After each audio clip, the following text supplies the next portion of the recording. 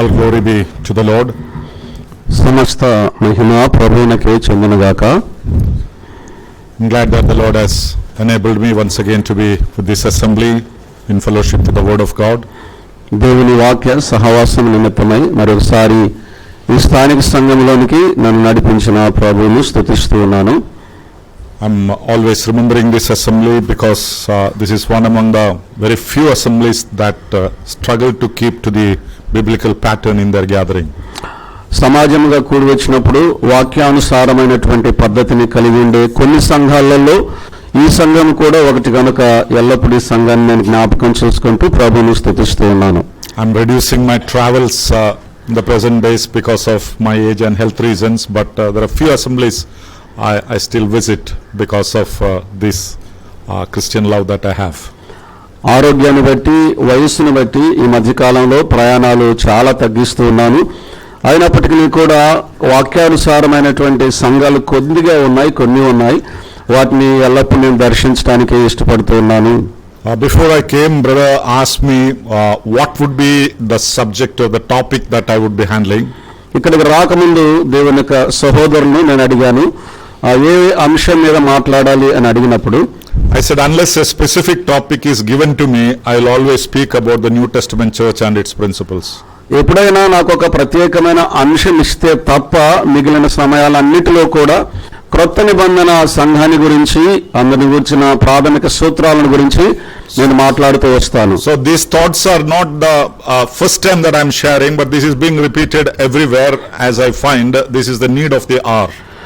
ఈ సమయంలో అవసరం కాబట్టి మొట్టమొదటిసారిగా ఈ యొక్క సంగతులను అంశాలను నేను పంచుకోవటం లేదు, కానీ అవసరం వచ్చినప్పుడల్లా సమయం వచ్చినప్పుడల్లా మాటికి ఈ యొక్క అంశాలను నేను ప్రసంగిస్తూ బోధిస్తూ ఉన్నాను. The importance of the local assemblies is being compromised to a great deal by many people in the Christendom today.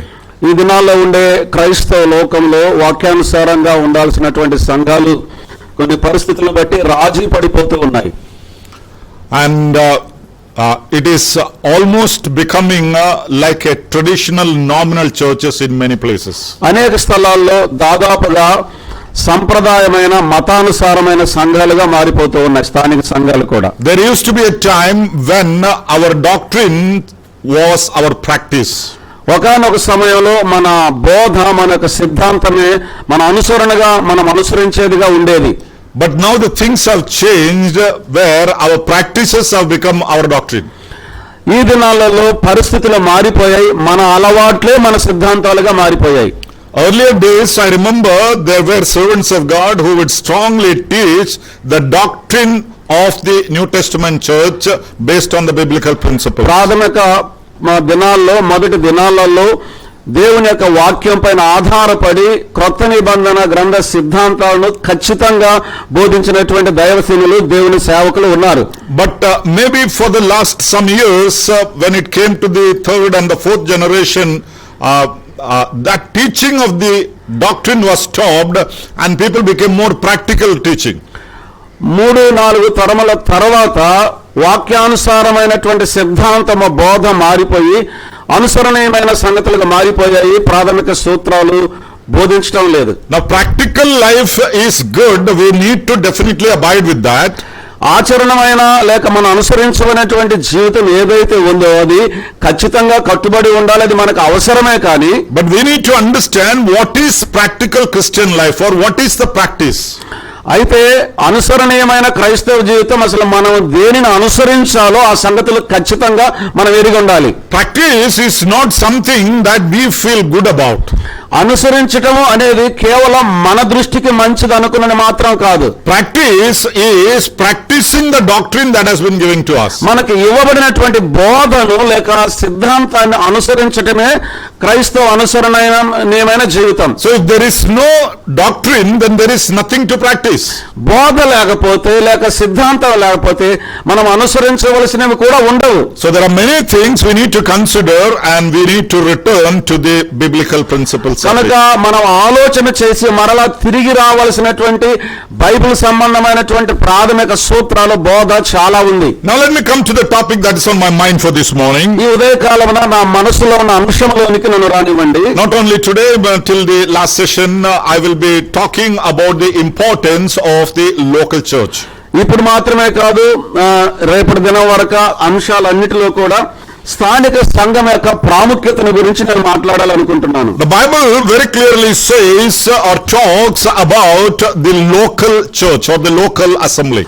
స్థానిక సంఘముల గురించి బైబిల్ గ్రంథం చాలా తేటగా స్పష్టంగా మాట్లాడుతూ ఉంది. To understand the concept of the local church, we first need to understand how the word church has been used in the New Testament.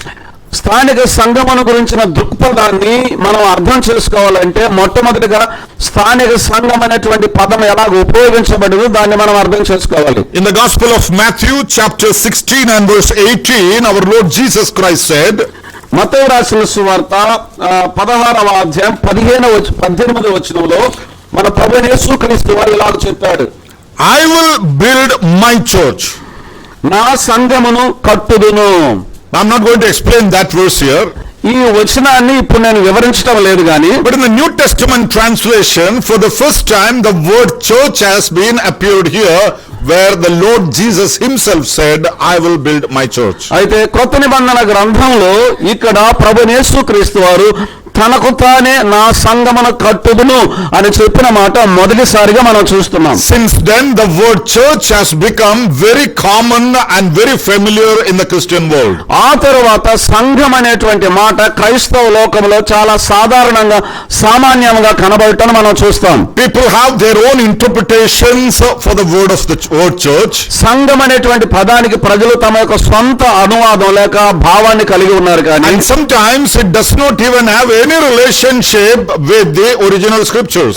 అయితే వాస్తవికంగా ప్రారంభంలో ఉన్నటువంటి సంఘాలకు లేక ఆ మాటకు ప్రస్తుతం ఉన్నటువంటి అభిప్రాయాలు ఏమాత్రం సంబంధం లేకుండా ఉన్నాయి. The definitions about the church have been reduced to something very small and very irrelevant to the scriptures. సంఘం అనేటువంటి పదానికి నిర్వచనము ఏమాత్రం సంబంధం లేని, వాక్యానికి ఏమాత్రం తెలియనటువంటి సామాన్యమైనటువంటి తర్జుమాలకు అనువాదం చేయబడింది. I come across people who probably sometimes quote, where 2 or 3 gather together, there I am there in the midst. కొంతమంది ఇలాగ చెప్పడం నేను విన్నాను, ఎక్కడ 2-3 నా నామమున కూడి ఉందిరో అక్కడ నేను వారి మధ్యన ఉన్నాను అని సంఘానికి నిర్వచనం చెప్పడం నేను విన్నాను. And they say, okay, 3 people are there, that's enough, a church, no problem, whatever you do. అప్పుడు వారు ఇలాగ అనుకుంటారు, 3 ఉన్నారు ఇంక సంఘం చాలు, ఏమి చేసినా పర్వాలేదు అనుకుంటున్నారు. And that is the reason where the husband, wife and the son, 3 people sat and observed the Lord's Supper in the past. We have the history which we cannot forget.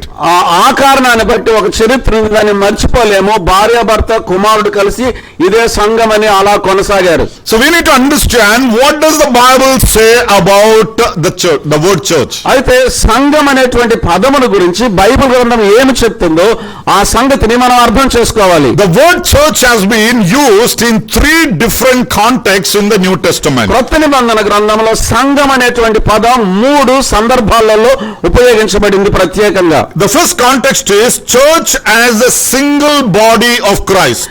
మొట్టమొదటిగా సంఘం అనగా క్రీస్తు యొక్క ఏకైక శరీరము. In Colossians chapter 1 and verse 18 we read, కొలస్సీలకు రాసినటువంటి పత్రిక 1వ అధ్యాయం 18వ వచనంలో మనం చదువుతాం, and he is the head of the body, the church. అక్కడ ఆయన సంఘము అను శరీరమునకు ఆయనే శిరస్సు. He is the head of the church.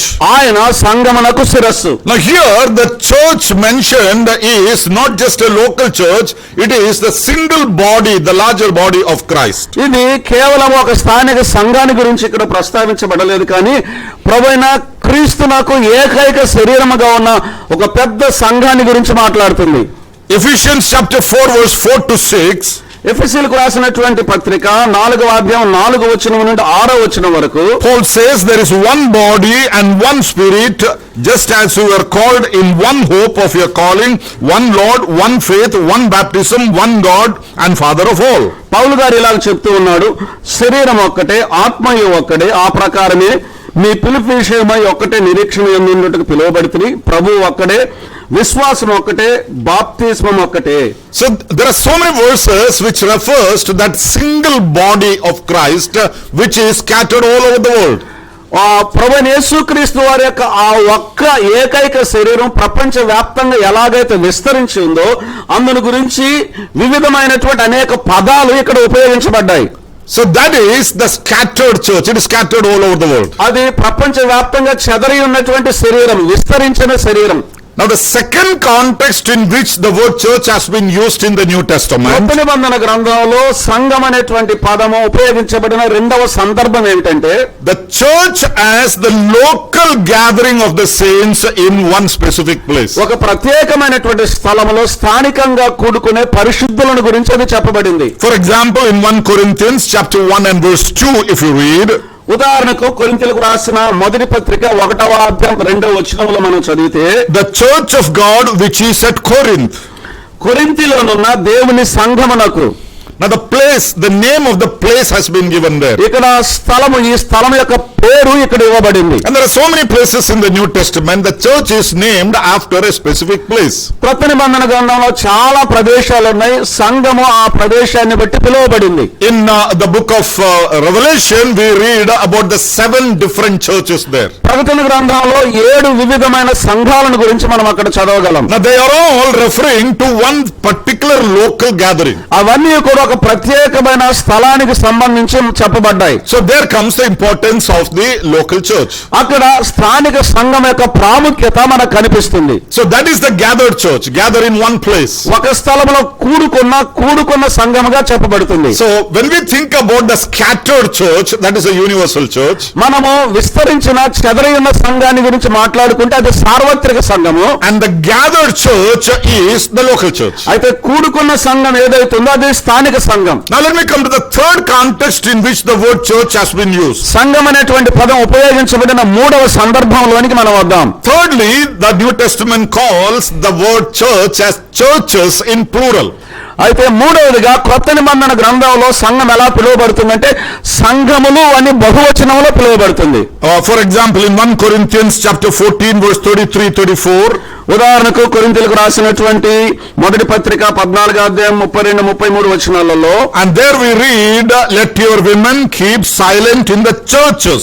ఇక్కడ 34వ వచనంలో స్త్రీలు సంఘములలో మౌనముగా ఉండవలెను. Now the word churches, again in verse 33 we read, as in all the churches of the saints. 33వ వచనంలో మనం చదువుదాం, అలాగే పరిశుద్ధుల సంఘములన్నిటిలో. So the word churches in plural has been given there. ఇక్కడ సంఘం అనేటువంటి పదం బహువచనంలో సంఘములు అని చెప్పబడింది. That means there are more than one local church. దానికి అర్థం ఏంటంటే అక్కడ ఒకటి కంటే ఎక్కువ స్థానిక సంఘాలు ఉన్నాయి. So we see church as the single body of Christ. మనం సంఘం అన్నప్పుడు క్రీస్తు యొక్క ఏకైక శరీరముగా మనం చూడగలం. Church as the local gathering of the saints. పరిశుద్ధుల యొక్క స్థానికంగా కూడుకునే సంఘాన్ని మనం చూస్తున్నాం. And many local churches in different places. అయితే ఆ వేర్వేరు స్థలాలలో అనేక స్థానిక సంఘాలు ఉండుట మనం చూస్తున్నాం. These are the 3 contexts in which the word church has been used in the New Testament. కొత్త నిబంధన గ్రంథంలో సంఘం అనేటువంటి పదం ఉపయోగించబడిన 3 సందర్భాలు ఇవి. Now the Lord Jesus, as we read in Matthew 16:18, said, I will build my church.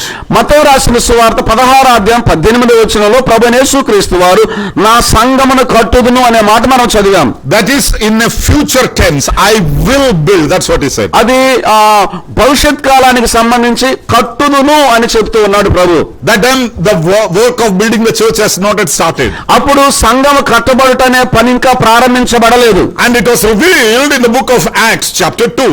అది అపోస్తలుల కార్యముల గ్రంథం 2వ అధ్యాయములో బయలుపరచబడింది. On the day of Pentecost, the church was manifested. It took its beginning. Pentecost దినమున సంఘము ప్రారంభమైంది. ఆ సంఘం యొక్క ఏర్పాటు బయలుపరచబడింది.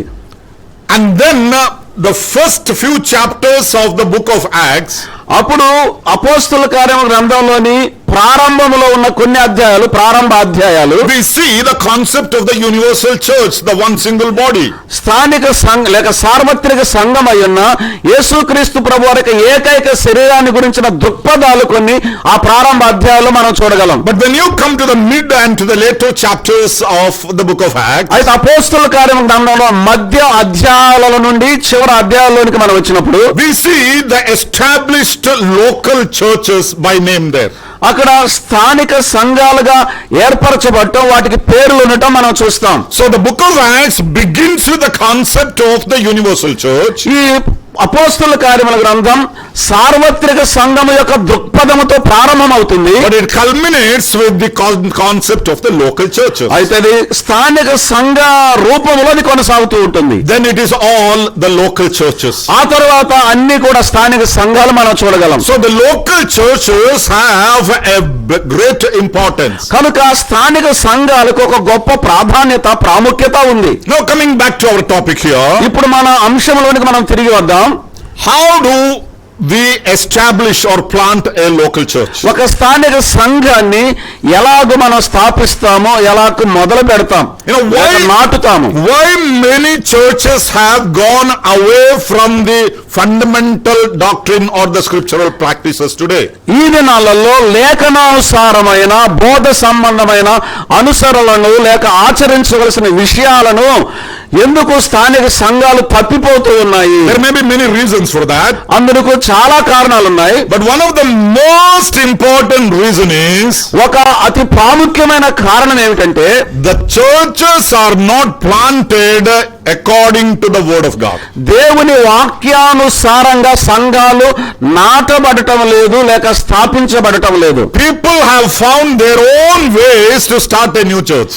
ప్రజలు సంఘాన్ని స్థాపించడానికి తమ స్వంత మార్గాలను వెతుక్కుంటున్నారు. Now the Bible tells us how and when a local church can be started. అయితే బైబిల్ గ్రంథం ఎలాగూ ఎప్పుడు ఒక స్థానిక సంఘం స్థాపించబడాలి అనే విషయాన్ని తెలియజేస్తుంది. It's not that I just feel like starting a new church, so I will go and start. లేక నాకు ఒక సంఘాన్ని ఆరంభించాలి కాబట్టి నేను వెళ్ళి సంఘాన్ని ప్రారంభిస్తాను కాదు. It is not that I don't like this church, so I will move to the next building and start another church. లేక ఈ సంఘం అంటే నాకు ఇష్టం లేదు, నేను మరి ఒక కట్టడంలోనికి వెళ్ళి అక్కడ సంఘాన్ని ప్రారంభిస్తాను కాదు.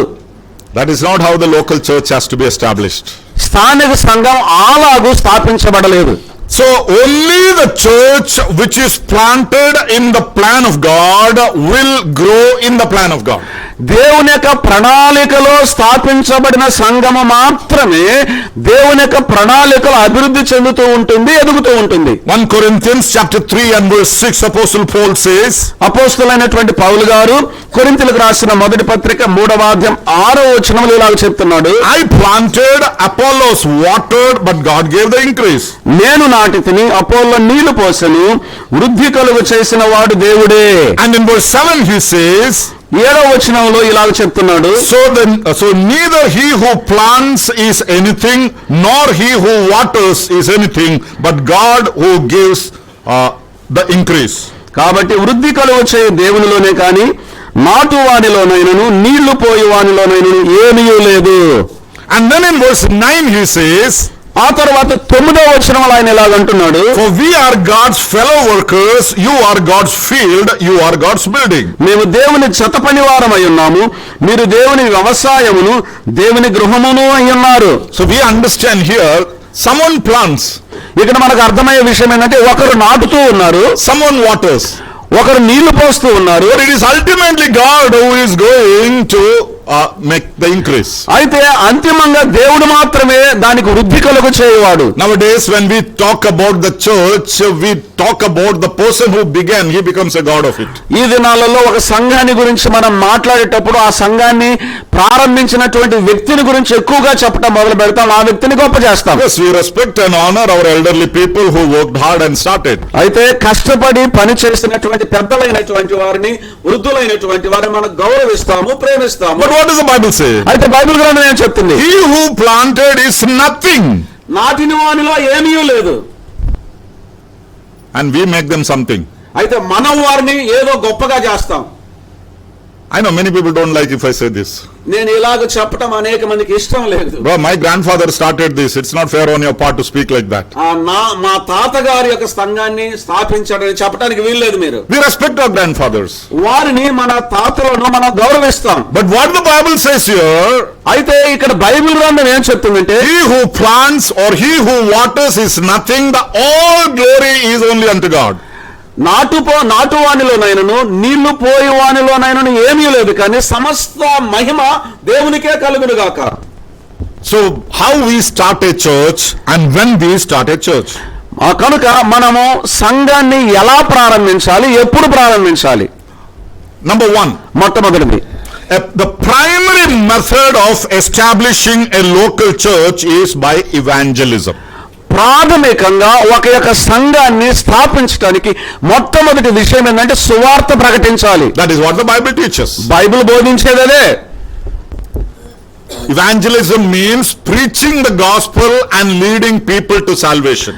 సువార్తీకరణ అంటే సువార్తను ప్రకటించడం, ప్రభువునికి ప్రజలను నడిపించడం. Acts chapter 13 verse 48 we read, అపోస్తలుల కార్యముల గ్రంథం 13వ అధ్యాయం 48వ వచనం ఇలా చదువుదాం. Now when the Gentiles heard this, they were glad and glorified the word of the Lord, and as many as had been appointed to eternal life believed.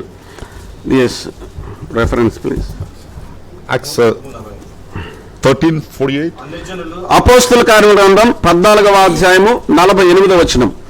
అన్యజనులు 13వ అధ్యాయం 48వ వచనం.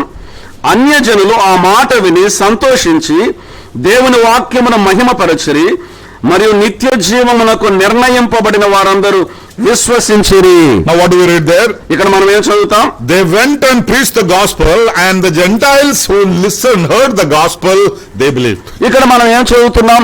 వారు వెళ్ళి సువార్త ప్రకటించినప్పుడు అన్యజనులు విని వారు విశ్వాసం ఉంచారు, నమ్మారు, రక్షింపబడ్డారు. So how do we start a local church? అవును, ఇప్పుడు మనం ఒక స్థానిక సంఘాన్ని ఎలా ప్రారంభించాలి? The first biblical method is go and preach the gospel. మొట్టమొదటి బైబిల్ పద్ధతి ఏమిటంటే వెళ్ళి సువార్తను ప్రకటించండి. Who should go and preach the gospel? ఎవరు వెళ్ళి సువార్తను ప్రకటించాలి? The servants of God or the evangelists or the church members who are going from the local church, they go and preach the gospel. సువార్థికులే కానీ, స్థానిక సంఘ సహోదరులే కానీ, పెద్దలే కానీ, ఒక స్థానిక సంఘంలో ఉన్నవారు వెళ్ళి సువార్తను ప్రకటించాలి. Now when we read that chapter, that is Acts chapter 13, అపోస్తలుల కార్యముల గ్రంథం 13వ అధ్యాయాన్ని మనం చదివినప్పుడు there we see the Holy Spirit said to them, now separate to me Barnabas and Saul for the work which I have called them. And then having fasted and prayed, they laid their hands on them and they were sent away. అపోస్తలుల కార్యముల గ్రంథం 13వ అధ్యాయం 2-3 వచనాలు మనం చదువుతున్నాం. వారు ప్రభువును సేవించుచు ఉపవాసం చేయుచుండగా పరిశుద్ధాత్మ నేను బర్నబాను సౌలును పిలిచిన పని కొరకు వారిని నాకు ప్రత్యేకపరచుడని వారితో చెప్పాను. అంతటా వారు ఉపవాసం ఉండి ప్రార్థన చేసి వారి మీద చేతులుంచి వారిని పంపిరి. Now this is about the church at Antioch. ఇది అంతియోకయ సంఘమును గురించిన విషయం. Not the universal church, the local church in Antioch. ఇది సార్వత్రిక సంఘం కాదు, అంతియోకయలో ఉన్న స్థానిక సంఘం. And Paul and Barnabas are also the members of that church. పౌలు, బర్నబాలు కూడా ఆ సంఘములోని సభ్యులు. And God asked them to separate them and send them. వారిని ప్రత్యేకపరిచి పంపమని దేవుడు ఆ సంఘాన్ని అడిగాడు. So in verse 4 and 5 we read, they were prayed and they were sent by the church. 4-5 వచనాలు మనం చదివితే వారు ప్రార్థించి వారిని పంపించారు. And they went to so many places. In verse 4 and 5 we read that. 4-5 వచనాలు మనం చదివితే వారు అనేక స్థలాలకు వెళ్ళారు. They went to the new places and preached the gospel. వారు కొత్త స్థలాలకు వెళ్ళి సువార్తను ప్రకటించారు. And the churches were established there. అక్కడ సంఘాలు స్థాపించబడ్డాయి. So that is a biblical pattern of establishing the new churches through evangelism. సువార్త ద్వారా కొత్త సంఘాలను స్థాపించే పద్ధతిని బైబిల్ పద్ధతి అది. And Paul was very careful in this matter. ఈ విషయంలో పౌలు గారు చాలా జాగ్రత్తగా ఉన్నాడు. In Romans chapter 15 and verse 20 he says, రోమీయులకు రాసిన పత్రిక 15వ అధ్యాయం 20వ వచనంలో ఆయన ఇలాగ చెప్తూ ఉన్నాడు, I have made it my aim to preach the gospel not where Christ was named, but lest I should build on another man's foundation. నేనైతే మరి ఒకని పునాది మీద కట్టబడకుండా నిమిత్తము ఆయనను గూర్చిన సమాచారం ఎవరికి తెలియజేయబడలేదు, వారు చూతురని వినని వారు గ్రహింతురని వ్రాయబడిన ప్రకారము క్రీస్తు నామం ఎరుగని చోట్లను సువార్తను ప్రకటింపవలని మిక్కిలి ఆశ గలవాడనయుండి అలాగూ చేసి తిని మరి ఒకని పునాది మీద కాకుండా క్రీస్తు నామం ఎరుగని చోట్లను సువార్త ప్రకటించుటకు. Lest I build on someone else's foundation. నేనైతే మరి ఒకని పునాది మీద కట్టబడకుండా నిమిత్తము. It's very easy. Somebody goes and preach the gospel. Some people are led to the Lord, and one fine morning somebody takes them all and starts a new church. ఒక చోటకు మనం వెళ్తాం, సువార్త ప్రకటిస్తాం, కొంతమంది రక్షింపబడతారు, అయితే మరికొందరు వాళ్ళు అలాగే తీసుకుని వెళ్ళిపోతారు పక్కకు. Some people are waiting to see, oh, this church, is there any problem there? కొంతమంది ఈ సంఘంలో ఏదైనా సమస్య ఉందా అని ఎదురు చూస్తూ ఉంటారు. The moment some problem comes, they sneak in and say, you are not happy here, come, we will start another church. ఏదైనా ఒక సమస్య ప్రారంభంగానే వెంటనే ఇక్కడ మీరు సంతోషంగా లేరు కదా, రండి ప్రక్కకి వెళ్దాం, మరి ఒక సంఘాన్ని స్థాపించుదాం అంటారు. This is building on another man's foundation. ఇది మరి ఒకని పునాది మీద కట్టబడటం. Now what is Paul saying there? అయితే పౌలు గారు ఏమంటున్నాడు? Lest I build on someone else's foundation. నేనైతే మరి ఒకని పునాది మీద కట్టబడకుండా నిమిత్తము. So evangelism is the primary way to start a new church. కనుక కొత్త సంఘము స్థాపించబడటానికి ప్రారంభించడానికి సువార్తీకరణ అనేది ప్రాథమికమైనటువంటి పని, మొట్టమొదటి పని. The gift of evangelism is the primary gift or the fundamental gift today existing in the church of God. దేవుని యొక్క సంఘంలో ఉనికి కలిగి ఉన్నది ప్రాథమికమైన ప్రాముఖ్యమైన ఒక వరం ఏంటంటే, కృపావరం ఏంటంటే సువార్తీకరణ, సువార్త ప్రకటించటనే వరం. If you read Ephesians chapter 4 and verse 11, ఎఫెసీయులకు రాసిన పత్రిక 4వ అధ్యాయం 11వ వచనం మనం చదివితే, he gave some to be apostles, some to be prophets, some to be evangelists, and some to be pastors and teachers. ఆయన కొందరిని అపోస్తలులను గాను, కొందరిని ప్రవక్తలను గాను, కొందరిని సువార్తీకులను గాను, కొందరిని కాపరులను గాను, ఉపదేశకులను గాను నియమించెను. Now, some to be apostles and some to be prophets.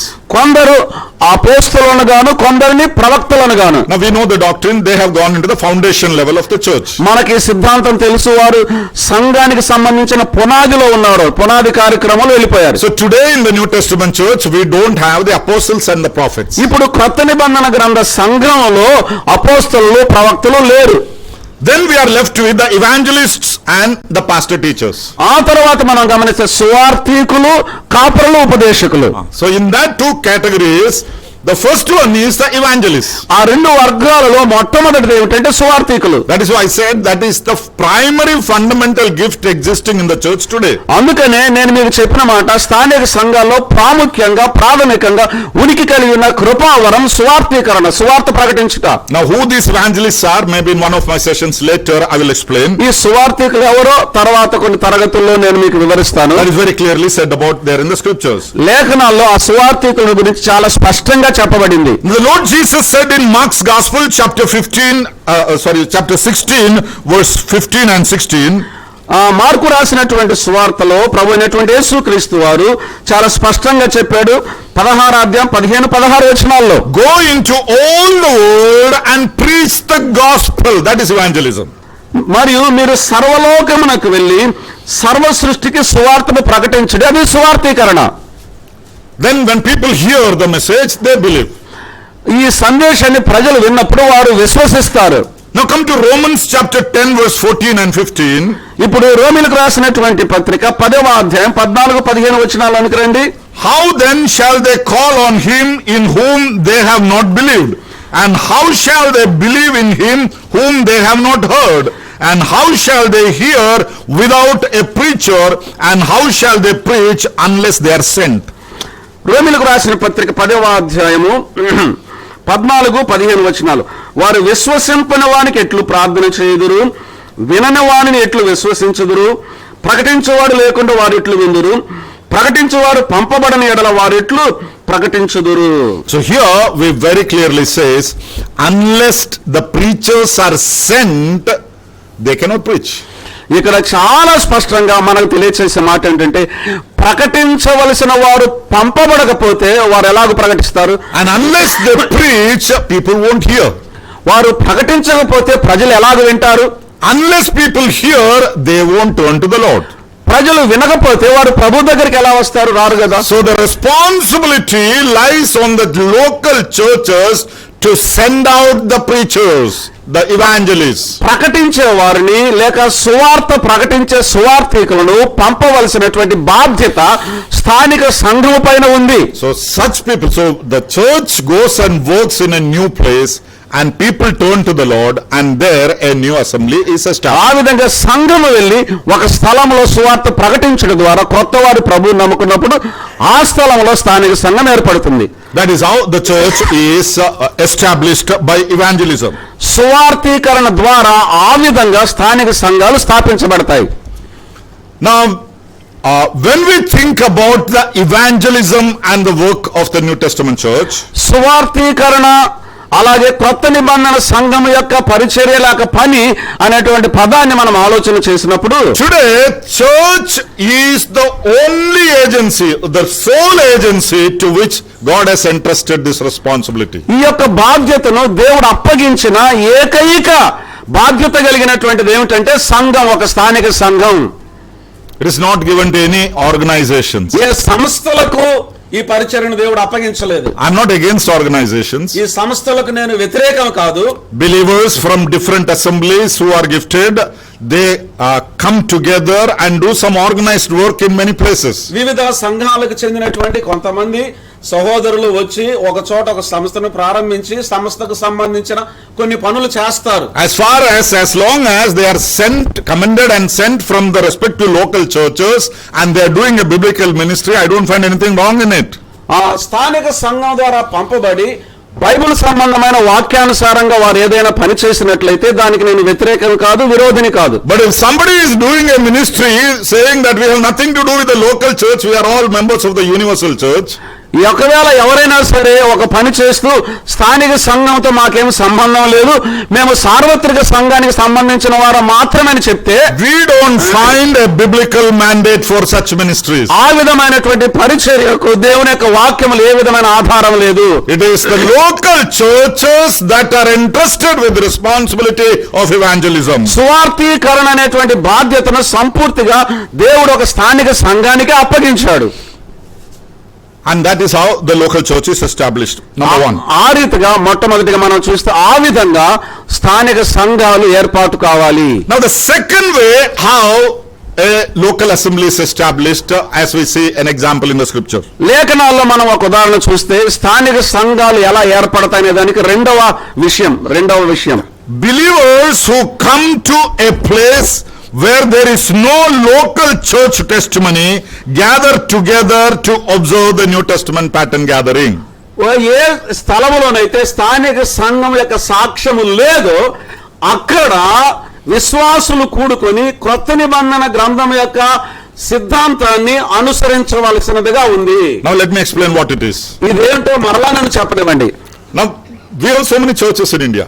భారతదేశంలో మనకు చాలా సంఘాలు ఉన్నాయి. But we don't have churches in every city. ప్రతి నగరంలో మనకు స్థానిక సంఘం లేదు. But the believers migrate to so many cities, maybe for their work, maybe for their business or some other reasons. కొంతమంది విశ్వాసులు తమ యొక్క పని నిమిత్తమే, ఉద్యోగం నిమిత్తమే మరొక స్థలానికి లేక ఒక నగరానికి వలసగా వెళ్ళవచ్చు. And when they come there, there is no assembly there. వారు అక్కడికి వచ్చినప్పుడు అక్కడ స్థానిక సంఘం లేదు. But few of them meet together and they say we are all believers from such and such churches. కొంతమంది విశ్వాసులు అక్కడ కూడుకొని మేము అందరము కూడా పలాని సంఘానికి చెందినటువంటి విశ్వాసులము. So they decide to gather together in that local place and start a new gathering. ఆ స్థానిక స్థలములో ఆ విశ్వాసులందరూ కూడా కూడుకొని ఒక సాక్ష్యాన్ని, ఒక సంఘాన్ని అక్కడ ప్రారంభం చేస్తారు. Now let me read one scriptural example for that. దానికి ఒక లేఖన ఉదాహరణను నన్ను చదవనివ్వండి. Acts chapter 8 verse 4 and 5. అపోస్తలుల కార్యముల గ్రంథం 8వ అధ్యాయం 4-5 వచనాలు. Therefore those who were scattered went everywhere preaching the word. Then Philip went down to the city of Samaria and preached Christ to them. కాబట్టి చెదిరిపోయిన వారు సువార్త వాక్యం ప్రకటించు సంచారము చేసి అప్పుడు ఫిలిప్పు సమరయ పట్టణం వరకును వెళ్లి క్రీస్తును వారికి ప్రకటించుచుండెను. In Acts chapter 8 we read a great persecution that came upon the church at Jerusalem. 8వ అధ్యాయం అపోస్తలుల కార్యంలో యెరూషలేము సంఘం మీదకి వచ్చిన గొప్ప హింసను గురించి మనం చదువుతాం. And they were scattered to different places. వారు వేరు స్థలాలకు చెదరిపోయారు. And what do you understand from the scriptures? లేఖనములో నుంచి మనం ఏం అర్థం చేసుకుంటాం? Wherever they were scattered, there they started preaching the gospel. వారు ఎక్కడైతే చెదరిపోయారో అక్కడ వారు సువార్త ప్రకటించడం ప్రారంభించారు. And they started gathering there. వారు అక్కడ కూడుకోవటం ప్రారంభించారు. Now if you come back to Acts chapter 2, అపోస్తలుల కార్యముల గ్రంథం 2వ అధ్యాయంలోకి మనం తిరిగి వస్తే on the day of Pentecost what happened? Pentecost దినం ఏం జరిగింది? In Acts chapter 2 and verse 5 we read, అపోస్తలుల కార్యముల గ్రంథం 2వ అధ్యాయం 5వ వచనంలో మనం చదివితే, and there were dwelling in Jerusalem Jews, devout men from every nation under heaven. ఆ కాలమున ఆకాశము క్రింద నుండి ప్రతి జనములో నుండి వచ్చిన భక్తిగల యూదులు యెరూషలేములో కాపురముండిరి. Now what we read, what we understand in chapter 2 of Acts? అపోస్తలుల కార్యముల గ్రంథం 2వ అధ్యాయంలో మనం ఏం అర్థం చేసుకుంటాం? That is the week of the Pentecost. అది పెంతెకోస్తు వారం. అది The Jews were scattered all around the world. యూదులు ప్రపంచ వ్యాప్తంగా చెదిరిపోయారు. But it was their practice to come to Jerusalem for observing the Pentecost every year. ప్రతి సంవత్సరం పెంతెకోస్తును ఆచరించడానికి వారు ప్రపంచం నలుమూలల నుండి యెరూషలేమునకు వస్తారు. So if you read that passage in Acts chapter 2, we read there were Jews from 16 different nations or more who had come to Jerusalem that week. అక్కడ 2వ అధ్యాయంలో మనం గమనిస్తే ఆ వారమున ఆ యూదులు ప్రపంచ వ్యాప్తంగా దాదాపుగా 16 లేక అంతకంటే ఎక్కువ భాషలు మాట్లాడేవారు అక్కడ కూడి వచ్చారు. And that was the day of Pentecost. అది పెంతెకోస్తు దినము. Peter stood up and preached. More than 3,000 people turned to the Lord. పేతురు లేచి నిలిచి సువార్త ప్రకటించగా 3,000 మంది కంటే పైగా ప్రభువును నమ్ముకున్నారు, రక్షింపడ్డారు. That is history. We all know that. అది చరిత్ర, మనకు అందరికీ తెలుసు.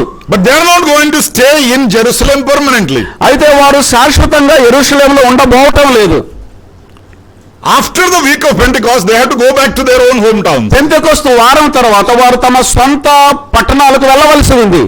But among the 3,000 people who accepted the Lord, అయితే 3,000 మందిలో ప్రభు అయినటువంటి యేసుక్రీస్తు అని నమ్మిన కొందరు they came to Jerusalem as Jews, but they went back from Jerusalem as believers.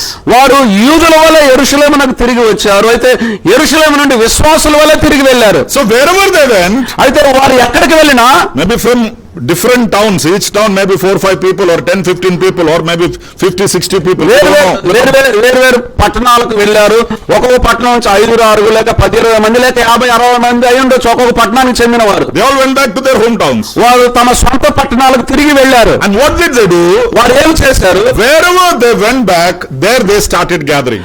తిరిగి వారు ఏ స్థలాలకైతే వెళ్ళారో అక్కడ వారు కూడుకోవటం ప్రారంభించారు. One example we read in Titus chapter 1 and verse 5. తీతుకు రాసినటువంటి పత్రిక 1వ అధ్యాయం 5వ వచనంలో ఒక ఉదాహరణ మనం చదవగలం. Paul says, "For this reason I left you in Crete, that you should set in order the things that are lacking and appoint elders in every city as I commanded you." నేను నీకు ఆజ్ఞాపించిన ప్రకారం నీవు లోపముగా ఉన్న వాటిని దిద్ది ప్రతి పట్టణములోను పెద్దలను నియమించు నిమిత్తమే నేను క్రేతులో నిన్ను విడిచి వచ్చి తిని. Now do you understand why Paul is telling Titus, appoint elders in every city? అయితే ప్రతి పట్టణములోను పెద్దలను నియమించమని పౌలు తీతుకు ఎందుకు ఆజ్ఞాపిస్తున్నాడు? Now this Titus, Timothy and some of the disciples of Paul and Paul, Barnabas, they were all serving later as the pastor teachers visiting the churches. ఈ తీతు అలాగే Timothy అలాగే కొంతమంది పౌలు గారి యొక్క శిష్యులు పౌలు బర్నబాలు ఆ తర్వాత ఉపదేశకులుగా కాపరులుగా సంఘాలను దర్శించి బోధించారు. తర్వాత Now in Titus was asked to remain in Crete. అయితే తీతు క్రేతులో నిలిచి ఉండాలని ఆజ్ఞాపించబడ్డాడు. So what is importance about Crete? అయితే క్రేతును గురించిన ముఖ్యమైన విషయం ఏంటి? If you go back to Acts chapter 2, అపోస్తలుల కార్యముల గ్రంథం 2వ అధ్యాయంలోనికి మనం తిరిగి వెళితే in the list of the 16 nations we see Crete also there. ఇక్కడ వ్రాయబడినటువంటి 16 దేశాలలో క్రేతు కూడా ఉంది. And after the day of Pentecost they went back to Crete. Pentecost దినం తర్వాత వారు తిరిగి మరలా క్రేతుకు వెళ్ళారు. And they are gathering as a local church. వారు అక్కడ స్థానిక సంఘముగా కూడుకుంటూ ఉన్నారు. But they don't have proper teaching there because apostles are in Jerusalem. అయితే అపోస్తలులు యెరూషలేములో ఉన్నారు కాబట్టి వారికి సరి అయినటువంటి బోధ లేదు. But they were gathering because in that 1 week, whatever they got from the apostles, according to that, they are gathering as local church. అయితే వారు స్థానిక సంఘంగా కూడుకుంటున్నారు. ఎలాగంటే ఆ పెంతెకోస్తు వారంలో అపోస్తలుల ద్వారా ఏదైతే వారు పొందారో దానిని బట్టి క్రేతుల వారు కూడుకుంటూ ఉన్నారు. No, doctrine has to be taught to them. వారికి బోధ సిద్ధాంతం బోధించబడాలి. The things that are lacking has to be set in order. కొరతగా ఉన్నటువంటి వారిని క్రమపరచాలి. They don't even know who their proper elders are. They have to be found out. వారిలో వారి పెద్దలు ఎవరో కూడా వారికి తెలియదు. వారు ఎవరో కనుక్కోవాలి. That is why Paul is telling Titus, you go and set the things that are lacking there. అందుకే పౌలు తీతుకు ఆజ్ఞాపిస్తూ నువ్వు వెళ్ళి అక్కడ సంగతులను క్రమపరచును అని చెప్తూ ఉన్నాడు. So what do you కొరతగా ఉన్న వాటిని క్రమపరచును. What do you understand there? ఇక్కడ మనకేం అర్థమవుతుంది? When believers came to one new place where there is no existing church, they gathered together and started a new church. ఎక్కడైతే ఒక స్థానిక సంఘం లేదో అక్కడికి వచ్చిన నూతనంగా వచ్చినటువంటి విశ్వాసులు ఎవరైతే ఉన్నారో అక్కడ కొత్త సంఘాన్ని ఆరంభిస్తూ ఉన్నారు. It is not that Titus is asked to appoint elders. ఇక్కడ తీతు పెద్దలను నియమించటం కాదు అక్కడ విషయం. That the word appoint elders in every city means point out the elders to the churches that are in every city. ప్రతి పట్టణంలోనూ పెద్దలను నియమించుము అని అర్థం ఏంటంటే ఆ పెద్దలు ఎవరో వారిని గుర్తించుము అని అర్థం. And what does Paul tell there? పౌలు గారు అక్కడ ఏం చెప్తున్నాడు? Appoint elders in every city as I commanded you. నేను నీకు ఆజ్ఞాపించిన ప్రకారము ప్రతి పట్టణంలోనూ పెద్దలను నియమించుము. Now what did Paul command Titus? పౌలు తీతునకు ఏం ఆజ్ఞాపించాడు? If you want to know that, you have to read the book of Titus. తీతుకు రాసిన పత్రిక మనం చదివితే ఆ సంగతులు మనకు అర్థమవుతాయి. In the book of Titus, Paul is telling Titus the qualities and the qualifications of the elders. తీతుకు రాసినటువంటి పత్రికలో పౌలు గారు పెద్దల యొక్క అర్హతలను గురించి తీతుకు చెప్తూ ఉన్నాడు. ఈ విధమైన అర్హతలు కలిగిన వారే పెద్దలని. He also taught it to Timothy in 1 Timothy chapter 3. తిమోతికి రాసిన మొదటి పత్రిక 3వ అధ్యాయంలో అదే సంగతి తిమోతికి కూడా పౌలు గారు బోధించాడు, Why తెలియజేశాడు. did Paul teach them or command them these things?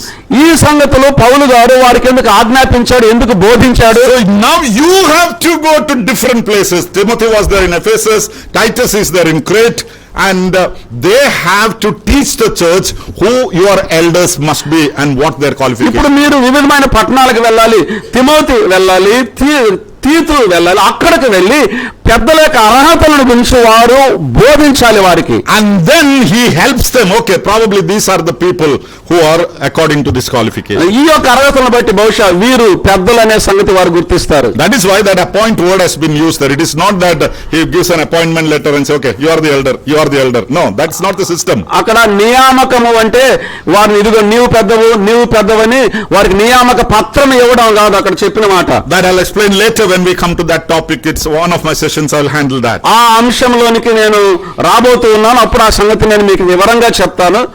So what we understand here, when believers come to a new place where there is no existing assembly, they come together and start a new gathering there. ఒక స్థలములో స్థానిక సంఘం యొక్క ఉనికి లేనటువంటి స్థలములో నూతనంగా వచ్చినటువంటి విశ్వాసులు అక్కడ నూతనంగా సంఘాన్ని స్థాపించాలి, ప్రారంభం చేయాలి. That is biblical. We have a biblical mandate for that. అది వాక్యానుసారమైన పద్ధతి, ఇది ఖచ్చితంగా అవలంబించవలసిన పద్ధతి. And then they preach the gospel and the church grows there. అప్పుడు వారు అక్కడ సువార్త ప్రకటిస్తారు, సంఘం అభివృద్ధి చెందుద్ది. So that is how the second way how the local church is established according to the scriptures. వాక్యానుసారంగా లేఖనానుసారంగా స్థానిక సంఘం ఎలాగో స్థాపించబడాలో అది రెండవ పద్ధతి. Now let me come to the third method what we see in the scriptures. లేఖనాలు మనం చూసే మూడవ పద్ధతిలోనికి వద్దాం. When there is a strong disagreement on the fundamental doctrine, believers separate and gather to observe the New Testament pattern gathering. ఒక చోట ఎలాగైతే ఎప్పుడైతే వాక్యానుసారమైన ప్రాముఖ్యమైనటువంటి సిద్ధాంతాలు, క్రమాలు, ప్రాథమిక సూత్రాలు ఉండవో అక్కడ నుంచి బయటికి వెళ్లి స్థానిక సంఘాన్ని స్థాపిస్తారు. Let me read one verse. Romans chapter 16 and verse 17. రోమిలకు రాసినటువంటి పత్రిక 16వ అధ్యాయం 17 వచనం, ఆ ఒక్క వచనాన్ని నన్ను చదవనివ్వండి. Now I urge you, brethren, note those who cause divisions and offenses contrary to the doctrine which you learned, and avoid them.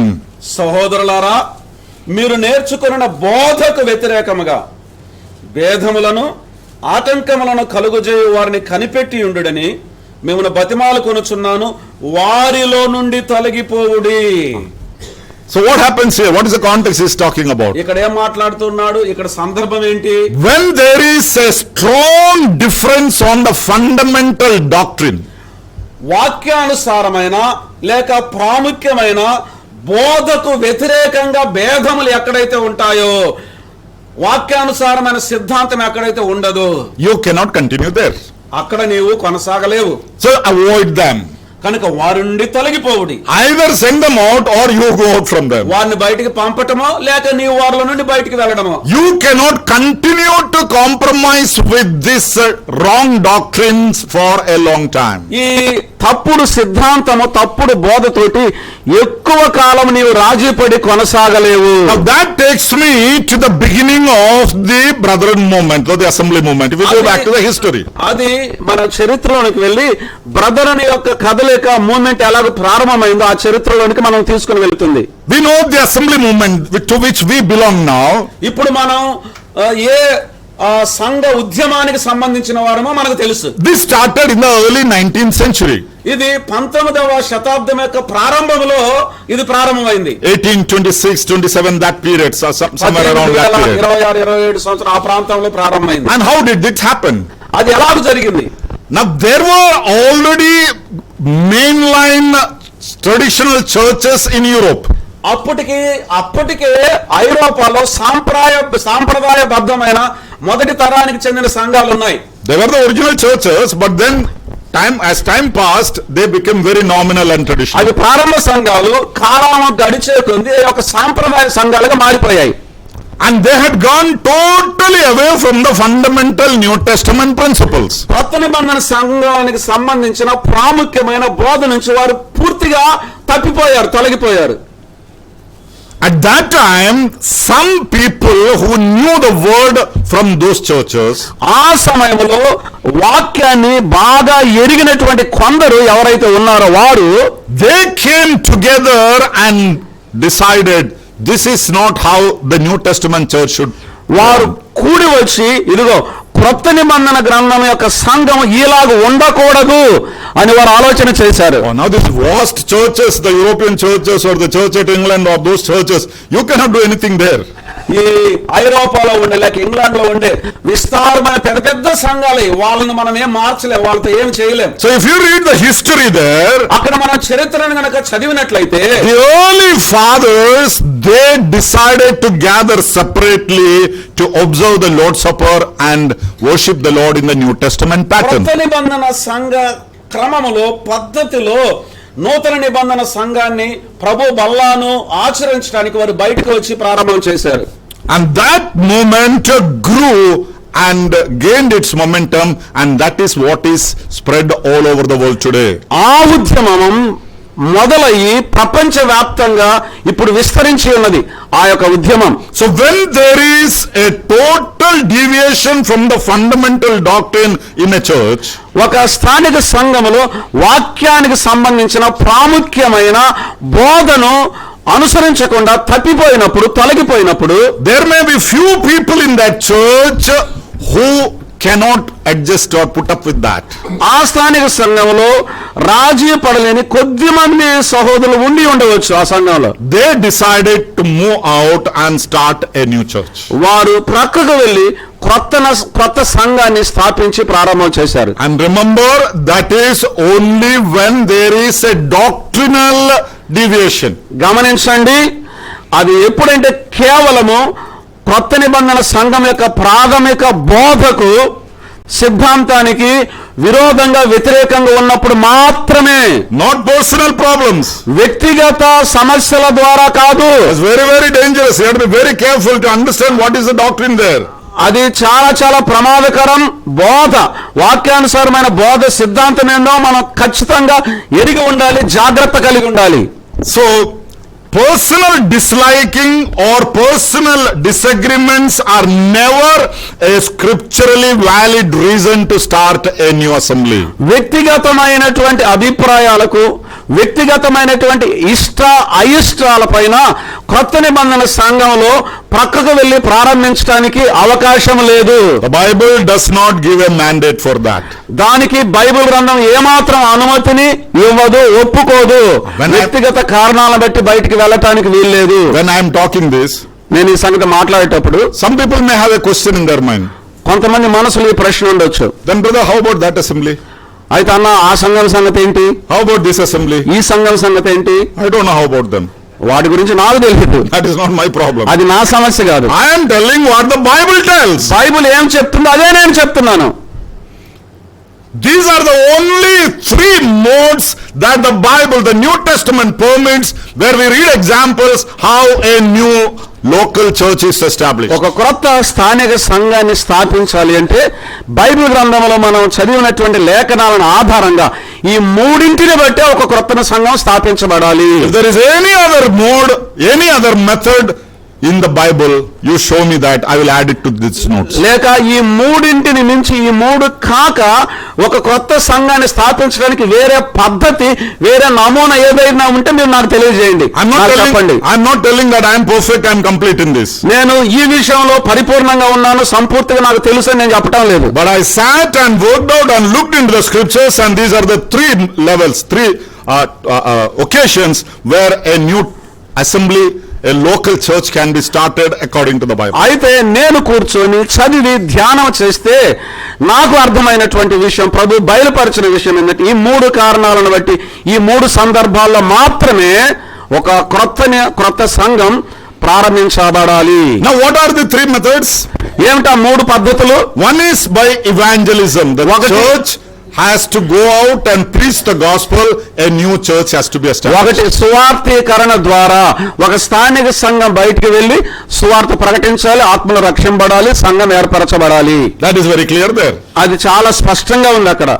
Secondly, when believers from different assemblies or different places come to a new place where there is no local assembly, they gather together and start a new assembly. రెండవదిగా ఏదో ఒక కారణాన్ని బట్టి కొంతమంది విశ్వాసులు ఆయా ప్రాంతాల నుంచి, పట్టణాల నుంచి మరొక పట్టణానికి వలసగా వచ్చినప్పుడు అక్కడ స్థానిక సంఘం యొక్క ఉనికి, ఒక స్థానిక సంఘం సాక్ష్యం లేనప్పుడు వీరందరూ కూడా కలుసుకొని అక్కడ ఒక స్థానిక సంఘాన్ని స్థాపించవచ్చు. Now here one thing we need to be understanding. ఇక్కడ ఒక విషయం మనకు అర్థం కావాలి. Unlike the first century, ఈ మొదటి శతాబ్దంలో ఉండే విషయాన్ని మినహాయిస్తే in today's context we see the world is grown a lot from those days. ఈ శతాబ్దంలో మనం చూస్తే సంఘం ప్రపంచం చాలా విస్తరించింది. Now what is the population of Vijayawada? విజయవాడలో ఉండే ప్రజలు ఎంతమంది చెప్పండి? That may be more than the whole population in those days. ఆ దినాల్లో ఉండే రాష్ట్రం అంతటికి సంబంధించిన ప్రజలందరికంటే కూడా ఇప్పుడు విజయవాడ పట్టణంలో అంతకంటే ఎక్కువ మంది ఉండొచ్చు. What is the population of Hyderabad? Hyderabad యొక్క ప్రజలు ఎంతమంది ఇప్పుడు? That may be the population more than the entire Indian population of those days. ఆ దినాలలో భారతదేశంలో ప్రజలందరి సంఖ్య ఎంతో ఇప్పుడు హైదరాబాద్ లో అంతమంది ఉండొచ్చు. So in a given city itself there are scopes to start new assemblies. అయితే ఉన్నటువంటి ఆ యొక్క నగరంలో, ఆ యొక్క పట్టణంలోనే వివిధమైనటువంటి సంఘాలు ప్రారంభించవలసినటువంటి అవసరం వస్తుంది. There are different areas. కొన్ని వేరు ప్రాంతాలలో. So you can't, in the present context, you can't say the church at Hyderabad, because Hyderabad is too large for one single church. ఇప్పుడు ఈ దినాలలో హైదరాబాద్ లో ఉండే స్థానిక సంఘం ఒక సంఘాన్ని గురించి చెప్పడానికి అవకాశం లేదు. కారణం ఏంటంటే హైదరాబాద్ చాలా ఎక్కువగా విస్తరించింది, చాలా వ్యాపించింది ఎక్కువగా. So there is scope to have smaller assemblies in different parts. వెవ్వేరు ప్రాంతాల్లో చిన్న చిన్న స్థానిక సంఘాలు ఉండే అవకాశం ఉంది. How do they start that? అయితే వాటిని ఎలా ప్రారంభించాలి? The believers who are residing in that area are in fellowship with some other assembly in a faraway area can gather there and start a church. దూరములో ఉండే ఒక స్థానిక సంఘానికి చెందినటువంటి కొంతమంది విశ్వాసులు మరొక స్థలములో దూరంగా ఉన్నప్పుడు అక్కడ కొంతమందిని ఆ విశ్వాసులు సమకూడి ఆ ప్రాంతంలో ఒక స్థానిక సంఘాన్ని స్థాపించవచ్చు. They are enjoying the commendation from the existing assembly. అప్పటికే ఉన్నటువంటి స్థానిక సంఘం యొక్క సిఫారసును వారు ఆనందిస్తున్నారు, వారు కలిగి ఉన్నారు. What is the commendation? ఏమిటా సిఫారసు? We have a wrong understanding about this commendation business. ఈ సిఫారసు అనే విషయంలో మనం చాలా అపార్థాలు కలిగి ఉన్నాం. Commendation is for the evangelists so that they will get some funds. సిఫారసు అనేది కేవలం స్వార్థికులు మాత్రం వారు కొంత ధనం వస్తుంది అనుకుంటారు. That is not what the Bible talks about. Bible గ్రంథం సిఫారసును గురించి మాట్లాడే విషయం అది కాదు. Commendation means every believer in every church must enjoy the current commendation of his own church. అయితే సిఫారసు అంటే ప్రతి స్థానిక సంఘంలో ఉండే విశ్వాసి ప్రతి స్థానిక సంఘంలో ఉండే ప్రస్తుతం ఉన్నటువంటి అనుభవాలను ఆనందించాలి, దేవుని యొక్క వాక్యాన్ని అనుసరించాలి. And what is the content of the commendation? ఈ సిఫారసులో ఉండేటువంటి సారాంశం ఏంటి? This brother is in the happy active fellowship of our church. మా స్థానిక సంఘంలో ఈ యొక్క సహోదరుడు చురుకుగా పాల్గొంటున్నాడు, సభ్యునిగా ఉన్నాడు. That is commendation. అదే సిఫారసు. Such people should go and start the new assembly. ఇటువంటి వారు బయటకు వెళ్లి వేరే సంఘాన్ని స్థాపించాలి. The moment you quarrel and fight here, నువ్వు ఇక్కడ గొడవ పడితే కలహపడితే you don't have a commendation because you are not in the happy fellowship here. ఇక్కడ ఈ యొక్క సహవాసములను సంతోషించడం లేదు. ఇక్కడ నేను కలహపడితే గొడవ పడితే నీకు సిఫారసు లేదు.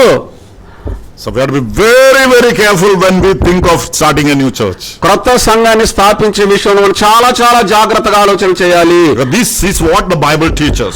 బైబిల్ గ్రంథం బోధించేది స్థానిక సంఘ సహోదరుడు సిఫారసు పొందాలి. And we have to make sure the will of God is sought in starting a new assembly. ఒక క్రొత్త స్థలము స్థానిక సంఘాన్ని ప్రారంభించే విషయంలో అది దేవుని చిత్తమని ఖచ్చితంగా రూఢి కావాలి, రుజువు కావాలి. If you turn with me to the book of Acts chapter 16 verse 6 to 10, అపోస్తలుల కార్యముల గ్రంథం 16వ అధ్యాయం 6 నుంచి 10 వరకు మనం చూస్తే, can somebody read it in Telugu loudly? తెలుగులో పెద్దగా చదువుదాం.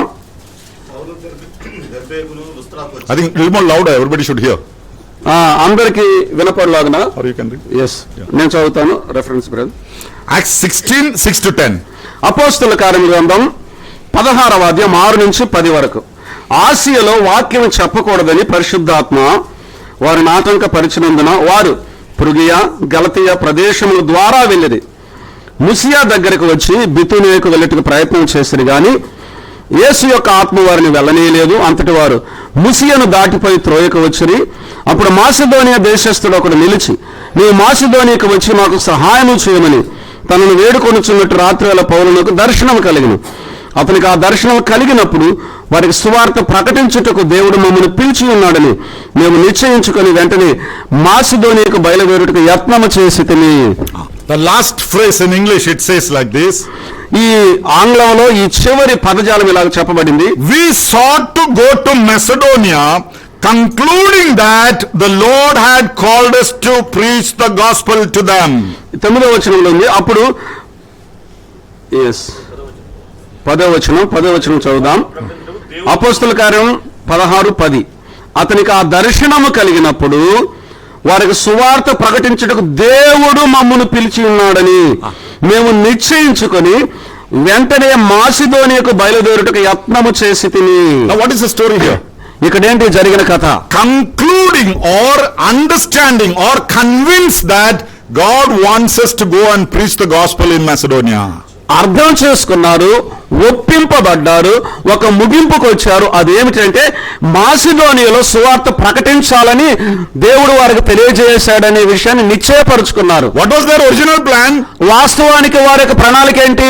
They went through Phrygia and the region of Galatia. వారు పృగియా గలతీయా ప్రదేశముల దగ్గర వెళ్ళిరి. But the Holy Spirit stopped them. పరిశుద్ధాత్మ వారిని అనుమతించకుండా ఆపివేశాడు. Then they came to Mysia and got into Bithynia. తర్వాత వారు ముసియాను దాటిపోయి మరి బితునీకు రావడానికి ప్రయత్నం చేశారు. There also the Spirit of the Lord didn't permit them. అక్కడ కూడా దేవుని ఆత్మ వారిని వెళ్ళనీయలేదు. Why did they go to these places? ఈ స్థలాలకు వారు ఎందుకు వెళ్ళారు? Probably our work on, we are doing Lord's work for so many years, we are experienced, so we will go and start wherever we want. బహుశా మేము చాలా కాలం నుంచి సువార్త పని చేస్తూ ఉన్నాము, మాకు చాలా అనుభవం ఉంది, మేము ఎక్కడికైనా వెళ్ళి సువార్త ప్రకటించవచ్చు అనుకోని ఉండొచ్చు. This Paul and his companions, not ordinary people. వీరు పౌలు జత పనివారు, సాధారణమైన వ్యక్తులు కాదు వీరు.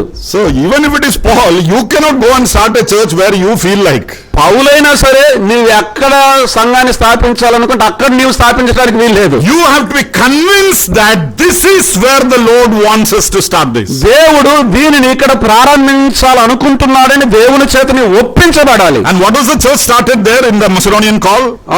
మాసిదోనియా పిలుపులు అక్కడ స్థాపించబడిన సంఘం ఏమిటి? The church at Philippi. Philippi సంఘం.